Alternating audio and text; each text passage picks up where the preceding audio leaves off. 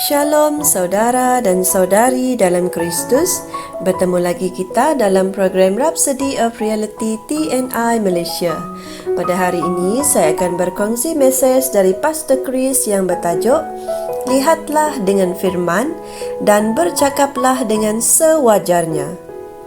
Mari kita lihat di 2 Korintus 4 ayat 18. Kerana kami tidak memerhatikan apa yang kelihatan, melainkan apa yang tidak kelihatan. Kerana apa yang kelihatan itu sementara, tetapi apa yang tidak kelihatan itu kekal. Kita tidak sepatutnya menjadi mangsa di bumi, tetapi pemenang. Namun, ramai orang Kristian hidup sebagai mangsa, sebagai tawanan keadaan yang buruk, kerana mereka tidak melihat dan hidup berdasarkan firman. Segala kesusahan, tekanan dan kesukaran hidup bukanlah suatu faktor. Dalam ayat Injil sebelum ayat Injil pembuka kami, Paulus memanggil hal-hal tersebut sebagai penderitaan yang ringan yang hanya untuk seketika. 2 Korintus 4 ayat 17. Dalam erti kata lain, bagi kamu, masalah atau keadaan yang buruk itu mungkin telah berlaku selama 10 tahun. Tetapi, ia boleh diubah dan ianya pasti mengerjakan bagi kamu kemuliaan kekal yang melebihi segala-galanya.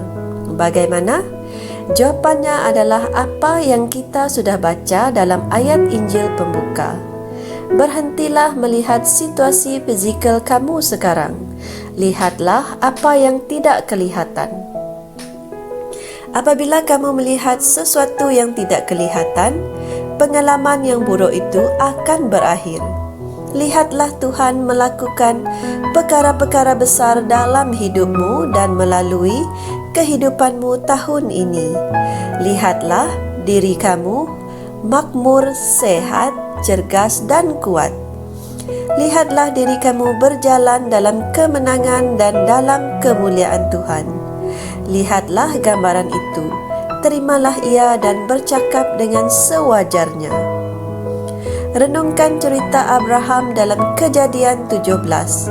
Dia mengalihkan perhatiannya daripada apa yang pancendera fizikalnya sampaikan kepadanya dan melihat apa yang tidak kelihatan melalui mata roh. Dia melihat dirinya sebagai bapa banyak bangsa, seperti apa yang Tuhan telah katakan. Dalam Roma 4, Rasul Paulus menjelaskan kepada kita bahawa Abraham mempercayai apa yang Tuhan katakan mengenai dirinya. Seperti yang tertulis, aku telah menetapkan engkau menjadi bapa banyak bangsa di hadapan Dia yang dipercayainya, yaitu Allah yang menghidupkan orang mati dan yang memanggil sesuatu yang tidak ada menjadi ada. Ini adalah permulaan tahun baru. Sesuatu yang kamu harus tahu dan lakukan secara konsisten setiap hari adalah dengan berani menyatakan siapa dirimu yang sebenarnya.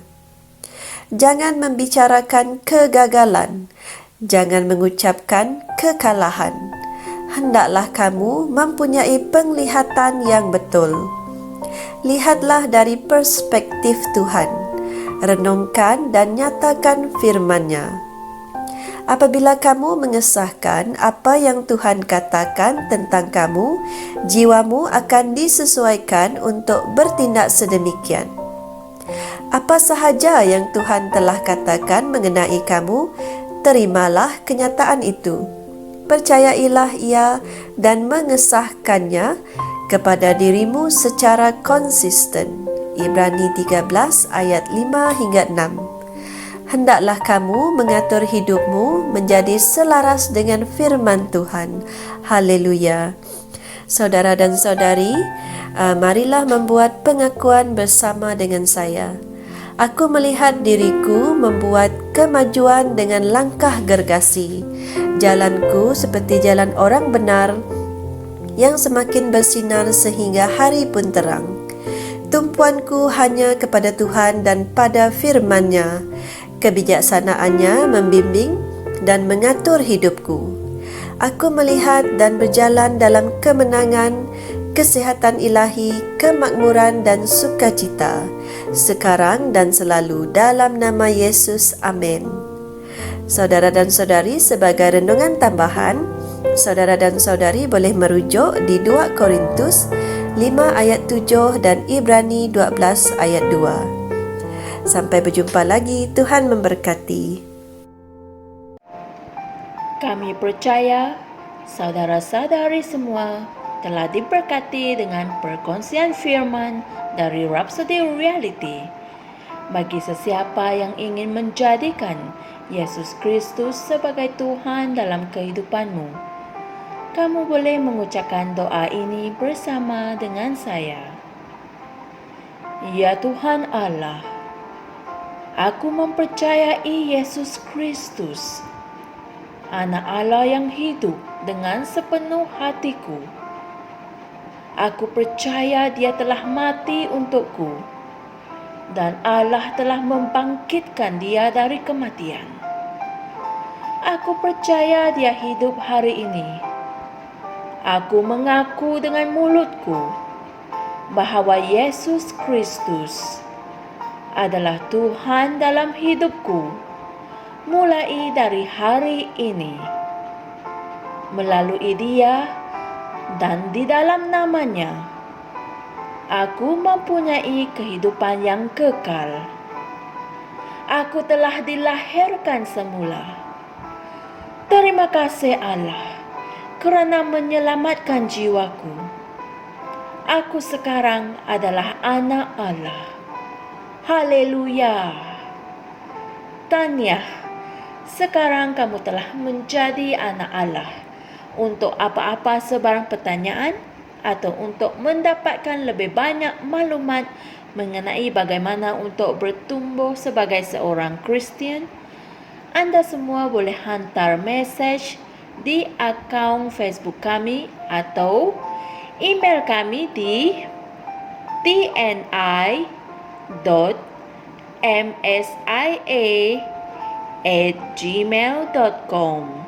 Sekali lagi, tni.msia@gmail.com.